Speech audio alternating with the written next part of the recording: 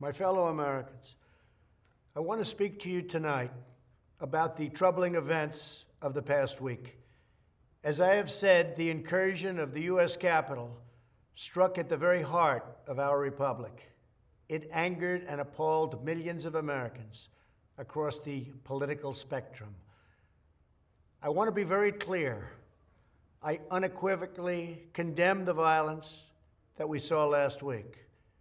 Violence and vandalism have absolutely no place in our country and no place in our movement. Making America great again has always been about defending the rule of law, supporting the men and women of law enforcement, and upholding our nation's most sacred traditions and values. Mob violence goes against everything I believe in and everything our movement stands for. No true supporter of mine could ever endorse political violence. No true supporter of mine could ever disrespect law enforcement or our great American flag. No true supporter of mine could ever threaten or harass their fellow Americans. If you do any of these things, you are not supporting our movement, you are attacking it, and you are attacking our country. We cannot tolerate it. Tragically, over the course of the past year, made so difficult because of COVID-19, we have seen political violence spiral out of control. We have seen too many riots, too many mobs, too many acts of intimidation and destruction. It must stop. Whether you are on the right or on the left, a Democrat or a Republican, there is never a justification for violence. No excuses, no exceptions. America is a nation of laws. Those who engaged in the attacks last week will be brought to justice. Now I am asking everyone who has ever believed in our agenda to be thinking of ways to ease tensions, calm tempers, and help to promote peace in our country. There has been reporting that additional demonstrations are being planned in the coming days, both here in Washington and across the country. I have been briefed by the U.S. Secret Service on the potential threats.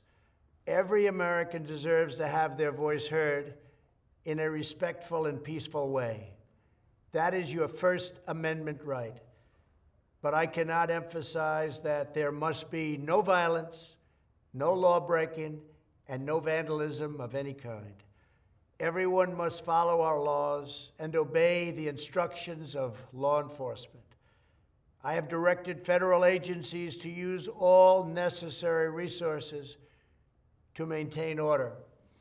In Washington, D.C., we are bringing in thousands of National Guard members to secure the city and ensure that a transition can occur safely and without incident.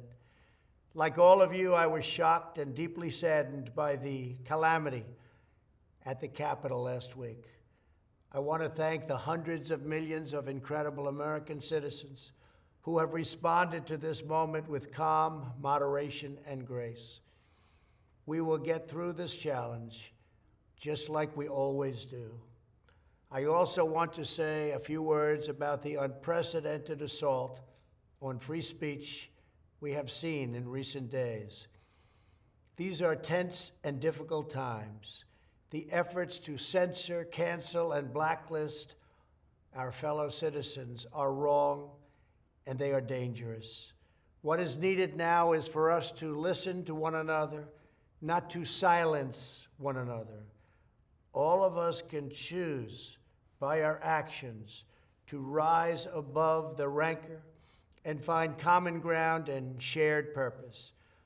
We must focus on advancing the interests of the whole nation, delivering the miracle vaccines, defeating the pandemic, rebuilding the economy, protecting our national security, and upholding the rule of law.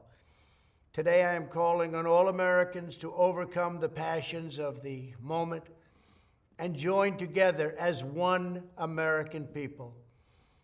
Let us choose to move forward united for the good of our families, our communities, and our country. Thank you, God bless you, and God bless America.